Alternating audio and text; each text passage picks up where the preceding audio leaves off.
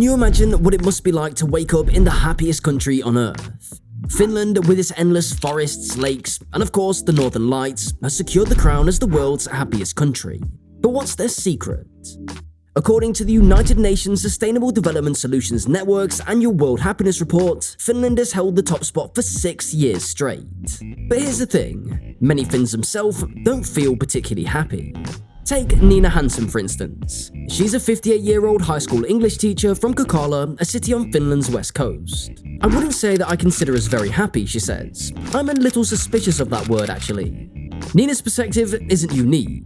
There are dozens of Finns, from a Zimbabwean immigrant to a folk metal violinist, a former Olympian, and a retired dairy farmer. These folks range from 13 to 88 years old, with different genders, orientations, ethnic backgrounds, and jobs. They came from Kokkola, Helsinki, Turku on the southern west coast, and a few villages scattered across Finland.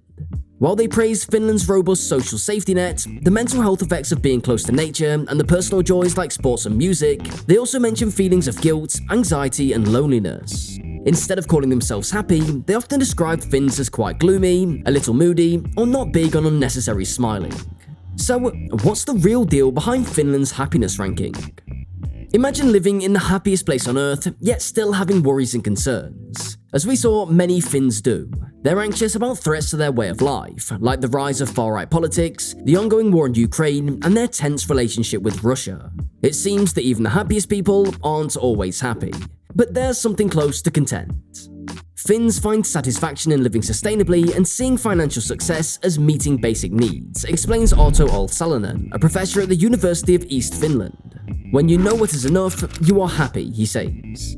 The quality of life in Finland is deeply rooted in the country's welfare system, according to Mr. Tiski, 47 from Turku. It makes people feel safe and secure, not left out of society. It's generally believed that it's easier to be happy in a place like Finland, where the government provides a strong foundation for a fulfilling life and a bright future. But this can also create pressure to live up to the national reputation. What makes Finland come top of the list then? Let's look at a few reasons why. First, Finland spends billions of euros every year on social protection programs. These cover everything from pensions and healthcare to unemployment benefits and other social services. Finland dedicates over 20% of its GDP to these programs, and it seems to work. A 2022 OECD study found that 70% of Finns were happy with their healthcare system. Another big factor is gender equality.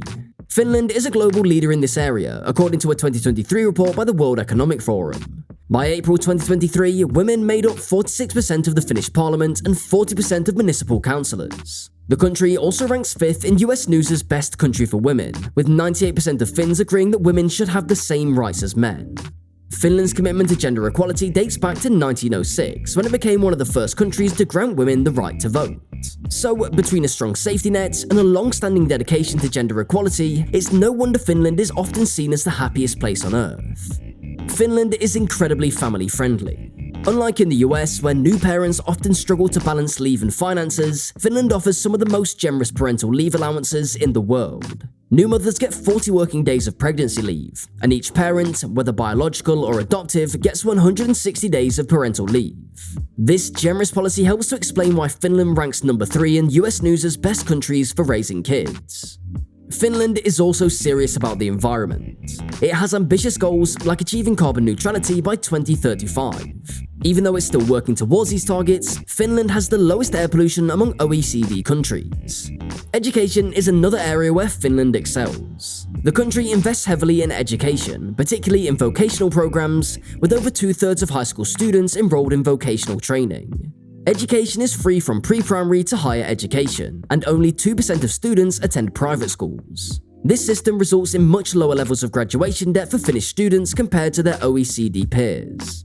You also have to understand how crucial nature is for Finnish happiness. With nearly 75% of Finland covered in forests, and thanks to a law called Every Man's Right, everyone has the freedom to explore any natural area, whether it's public or private land. Helena Marjama, a former track athlete who competed in the 1980 and 1984 Olympics, shared how much she loves the peace and movement in nature. She finds her strength there, enjoying the melodies of the birds, the melting snow, and the vibrant life of the changing seasons. She described it as incredibly beautiful. The abundance of nature not only offers a serene escape, but also fosters a deep connection to the environment, contributing significantly to the overall sense of well-being among Finns. It's proof that sometimes the simplest things, like a walk in the forest, can have a profound impact on our happiness. Even though the top earners in Finland take home around a third of all income, which sounds significant, it's still less than the top earners in the UK and the US. In Finland, the wealth is distributed more evenly, and this relatively small gap means there's more left for everybody else. This can reduce fear and anxiety among the wealthier folks as well, which might not be the case in countries with greater income disparities. Interestingly, some research suggests that people in Nordic countries might have more realistic expectations about life, which contributes to their happiness. However, Finland's unique position on the happiness scale compared to Norway shows that there's more at play.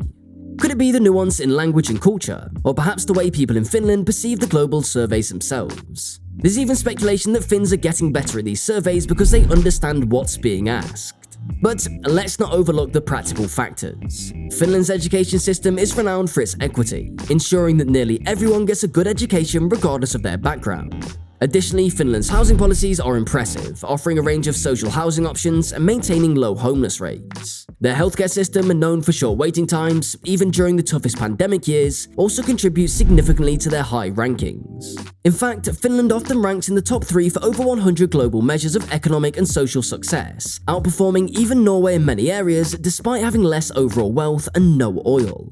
As for Hungary, which shows similar income inequality levels but lower happiness, political division might play a significant role.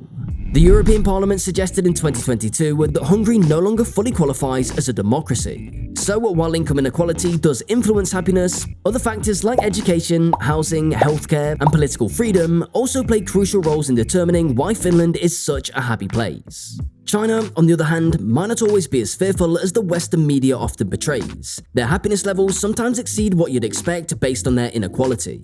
Inequality definitely plays a big role in how happy people feel, and for most countries, you can pretty accurately predict their happiness based on how unequal their economies are.